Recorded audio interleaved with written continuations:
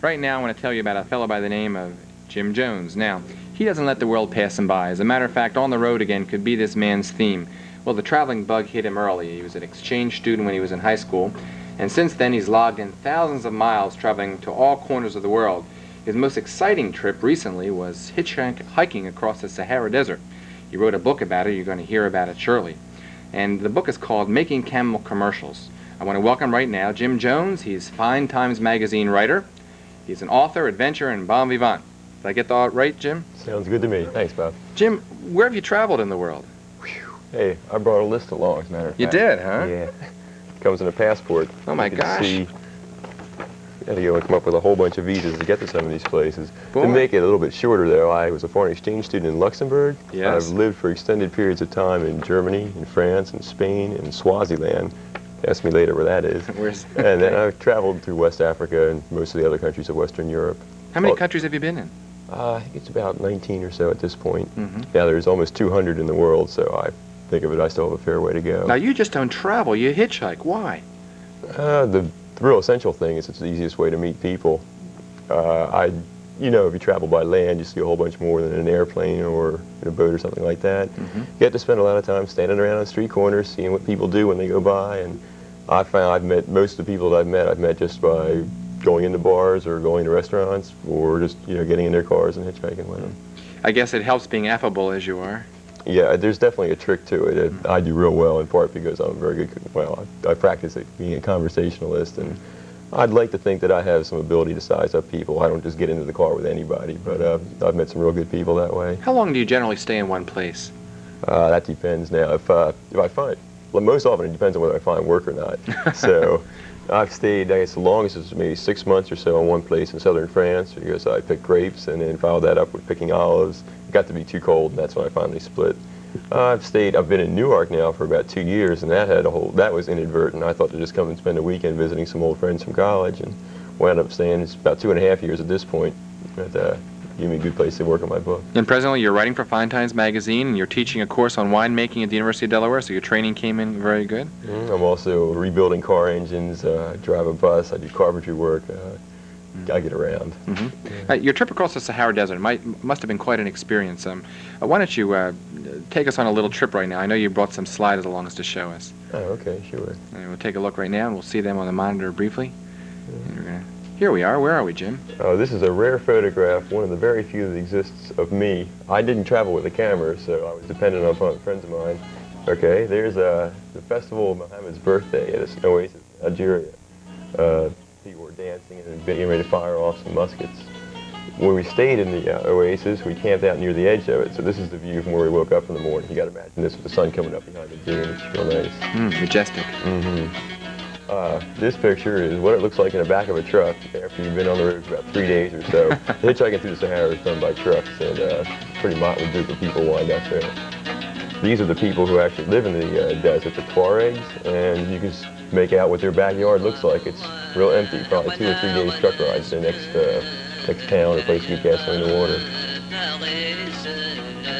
What are those tents made of? Those are like heavy wool blankets, and they carry the whole thing around on camelback. Speaking of camelback, here's some camels. This is a mild sandstorm. If there was a heavy sandstorm, there wouldn't be anybody out at all, but it's apparently light enough to travel in. But these people are just on the move. Once you get south of the Sahara, you get to see some of the more typical African things. This is a marketplace in northern Nigeria. I have the hat salesman right in the front, but you can see, imagine the hustle and bustle. There's the Niger River, right just outside the town of Mopti, which is in Mali. Timbuktu, that's what everybody's heard of in Mali. But there's a nice river ride down there. And this is one of the ways to get around, by bush taxi. It's actually a French pickup truck, which they managed to cram 17 people. Oh, I've been in there with 16 other people anyhow, plus goats and the whole thing. In Mali, you find the Dogon people who build these strange little houses at the base of a cliff, and the people themselves are just kind of unusual.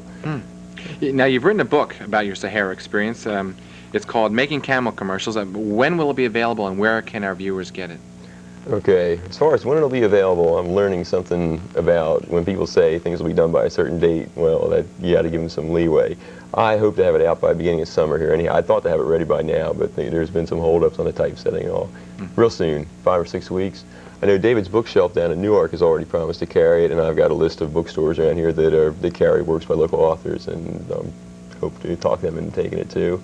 Might do a stint down at the beach there, selling books on the boardwalk. I don't know. We'll see what happens. Now, how long did it take you to get across the Sahara Desert by thumb? 2 months the first time. I've done this 3 times, actually. I see. Okay. So the first time I didn't know what I was doing. That took about 2 months or so to do it. We're talking of a distance of about 3,000 miles, and we'll say 1,800 miles of it was dirt road. So doing this in big trucks, imagine driving across a construction site in a dump truck. How fast you can do that? Not very fast, so it takes a long time. Second time it took about 6 weeks, and then the third time I was real eager to get back to some place where I could go swimming and eat normal food again, so I did that in about 5 weeks. Speaking of food, what type of unusual things did you eat when you were traveling across the Sahara? The big joke about that is I ate canned sardines and spaghetti. That was it. In the middle Sahara, there's just not a whole lot available. It's what you carry along with you, and there's no refrigeration at all, so it's either things that can be dried or things that come in cans. So spaghetti's a normal thing. You ate a lot of dried dates. They're real big on that. They actually produce those in the oasis. Did you eat any of the local delicacies? Oh yeah, no, fried termites. Fried termites, a delicacy? Well, it's considered a delicacy in Cameroon. I've had all kinds of every imaginable meat, I suppose, in a stew. Camel, monkey, various kinds of grazing animals. I don't even know what some of them were, to tell you the truth. My whole rule on that was if I saw somebody else eat it, then I could eat it. And it served me pretty well. What kind of taste does camel have? If you mix it in with enough other things, you can't tell. Oh, I see. That's the key. It's part of the reason that they use the camel, I guess, is because you can't really tell what it is. It's nice and cheap. What's the most interesting experience that you had, if you can pick one at all? I did spend 3 days by myself with a broken down truck, about 60 kilometers. So that'll be 40 miles to the nearest oasis. I was traveling with 2 gentlemen who had 2 trucks. One of them broke down so seriously that we couldn't fix it. So they took the other truck, drove off to the nearest oasis. They left in the morning, said they were going to be back that evening with a spare part, but it took them 3 days to find the part they needed, so I just sat there and waited until they came back. Not a lot of parts stores along the way there. No, the only way you find it is you'll find another truck just like it that's already irrevocably wrecked and go pull the piece of meat off of that. So trying to match up truck makes in the middle of Sahara Desert, 3 days is a pretty reasonable length of time to do it, I think. What about dangerous encounters? Any? Yeah, things that didn't seem too dangerous at the time, but now when I tell the story, it definitely sounds like it must have been pretty hair-raising. I was on top of a truck that almost rolled over. I think the only reason it didn't is because everybody on top of the truck started shouting, and the driver, who had fallen asleep, woke up and pulled it back up out of the ditch, brought it all to a halt. He did damage the trailer that we were on, and that took us a long while to get started again. A couple of people got off right there, didn't want to go any further. But I know there was a moment where I was debating, now is the time to jump off, or do I wait and see whether he pulls it out or not?